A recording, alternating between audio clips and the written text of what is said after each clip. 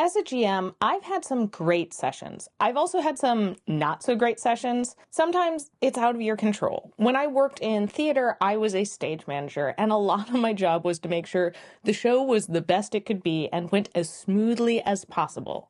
There were times where stuff happened that was just out of my control. But because I learned to plan for the worst and hope for the best, it meant I was able to react and keep things on track when the unexpected happened.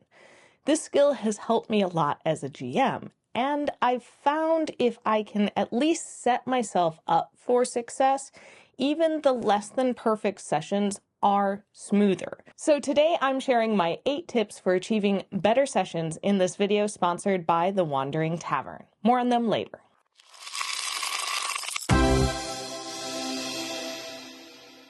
First, let's talk about your gaming environment.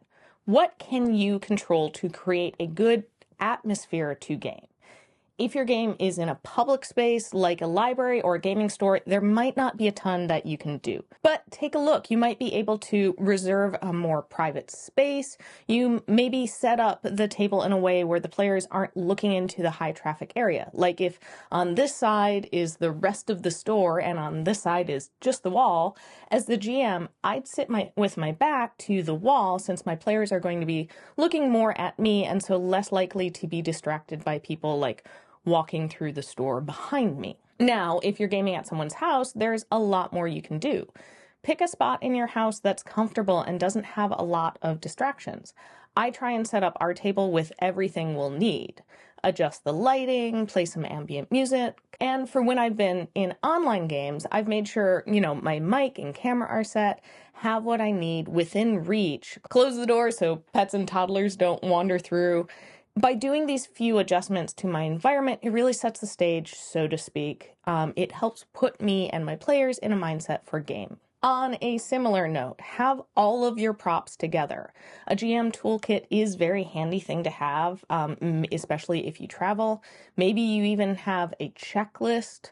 If you use miniatures, I like to pull all of the ones that I'll need, and maybe a few extra generic ones, in case of random encounters or when my players have decided to go a slightly different route than I anticipated. I've even had times where there have been kind of different encounters my players may run into depending on their choices. So I've had those 2 different groups of minis already sorted out along with the battle maps. That way I can just grab what I need and set it down, and I'm not wasting a lot of time sorting through stuff or going like, oh no, I forgot something.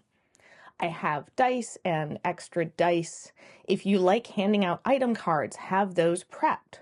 Whatever props you like using, take a moment to get all of that ready before game starts and make sure they're organized and you know where to find them. Taking these few minutes before session to gather everything and have them easy to grab will save that scrambling during session and just keep the flow of the game going. My next suggestion is use box text. Even if you're running a homebrew, having box text of key moments and descriptions can really help. You can recite from your notes and know you aren't missing any key information you want your players to have. Plus, you won't end up rambling on. This is something that I have a bad habit of doing. If there's a specific kind of description you find you struggle to improvise, create box text for that. I often struggle to create NPCs on the spot. I get like deer in headlights and just have Bob the dwarf and Bob the elf and Bob the minotaur. But when I'm prepping for session or just kind of daydreaming, I'll come up with such much more interesting both names and just in general NPCs. So I write them down and then I use that for my box text. Today's video is brought to you by The Wandering Tavern. Have you ever wanted to explore a floating Studio Ghibli-esque location? Well, you can in The Wandering Tavern, now on Kickstarter. The Wandering Tavern is a system-agnostic floating tabletop RPG setting with optional D&D 5e stats included. It's packed full of plot hooks, mysteries, threats, and everything you need for a campaign.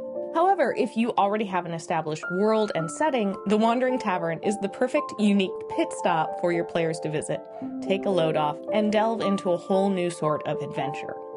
This 150-page traveler's guide will include battle maps, unique NPC patrons and staff, remarkable magical items, twisted spirits, and never-before-seen zephyrs to glide through uncharted skies. All of this is brought to you by the Homie and the Dude, the father-son-led team that created Sky Zephyrs. Make sure you use the link in our description to head on over to their Kickstarter, live now through May 9th.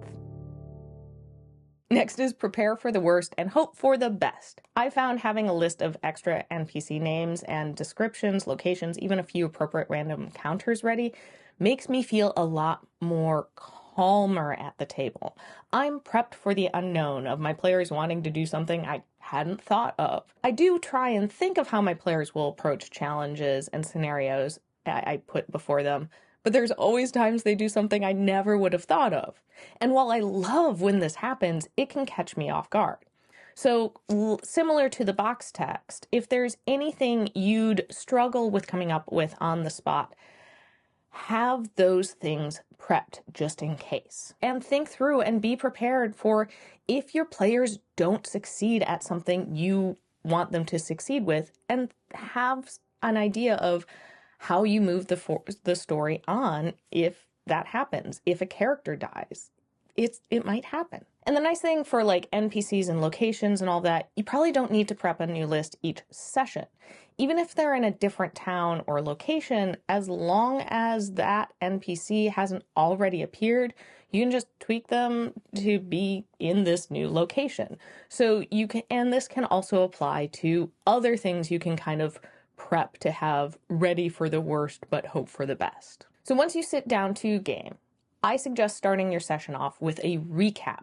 We've talked before about letting one of your players recap, and whether you do that or you just recap yourself, the reason I suggest this is it helps get the players kind of into the mindset of the game, reminds them what's going on, and especially if you're the one doing the recap, you can highlight things that might be important to remember or keep in mind for that day's session. Think about like recaps in TV. Sometimes they are simply, here's what happened last episode, but often they'll bring up something from like a few episodes ago, or maybe even a different season if perhaps a reoccurring character is returning, or a plotline that had gone dormant is going to be picked back up in that episode. So if you are letting your players do the recap, you may have a point or two to add, whether it's pure exposition, or maybe you find a way for an NPC to kind of refresh the party's memory about a plotline, person, or important item. I want to take a moment to thank all of our patrons, especially Marty. If you want to directly support us, head on over to our Patreon page at patreon.com/rollforinitiative and check out the perks of being a patron. Know what the objective is. I've found my better sessions have been when someone knows what they are doing or what to do. Usually, that's me. I know what I'd like my players to accomplish that session, so that way I can kind of help guide them through it. But there have also been times where I've let my players have more control and even just flat out ask them, what do you want to do? What do you want to accomplish today? Yes, meandering and having some flexibility can have really great moments too, sometimes some really great roleplay moments. But I do think having a purpose leads to better sessions. So even for kind of meandering, open-ended sessions, I try to give some structure. Like, okay, you have 2 days before the ship leaves. How do you want to spend those days? That gives a time limit to the players, so it's not just have at it and, you know, there's no structure and no limits to what can happen. Also think about strategies and wants. While putting together encounters, it can be easy to overlook the adversary's strategy. Think about what do they want and how are they going to get it. This also applies to non-combat moments. Having these like thought out and prepped ahead of time will make those NPCs a lot easier to roleplay and make them feel more real. It will make the encounters more interesting because you'll know what of their abilities they'll favor using, or it will lead to combat that's just not like, hey, we're just going to hit each other's hit points. Finally, cut out the fat. Skip over unnecessary moments or encounters. And this is going to be different for every table. Maybe your table loves combat, so you're going to play out every single random encounter. but maybe your table really only wants to play through the important combat.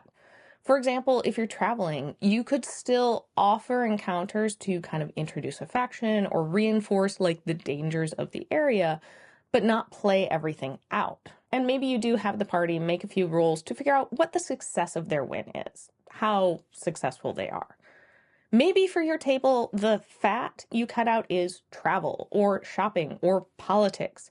Even if you're running a module, you can be selective with what you spend your time on, and the stuff you don't focus on, you can still include, just kind of like fast forward through it or do like bullet points instead of role playing out every single moment. Now, while a lot of these things can help your session run smoother, it's not a guarantee. There are things that are out of your control that will affect game, whether it's a player having an off day, stuff in your environment, your players making a decision completely out of left field. Even if everything aligns and you feel like you had a perfect session, you may never be able to recreate it. When I worked in theater, a mentor of mine once told me the perfect show doesn't exist. You might have perfect moments, but as a whole, no show is going to be perfect. There are just too many moving parts. But what you can do is yet set yourself up for success and maybe get near perfect from time to time. So what do you find makes for smoother, better sessions? How do you set yourself up for success as a GM? Let's chat about it in the comments below. Thanks for watching, and I'll see you next time on Roll for Initiative. Bye.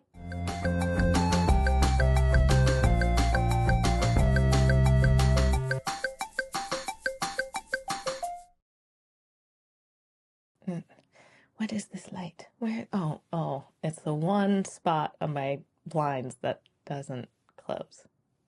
Hello.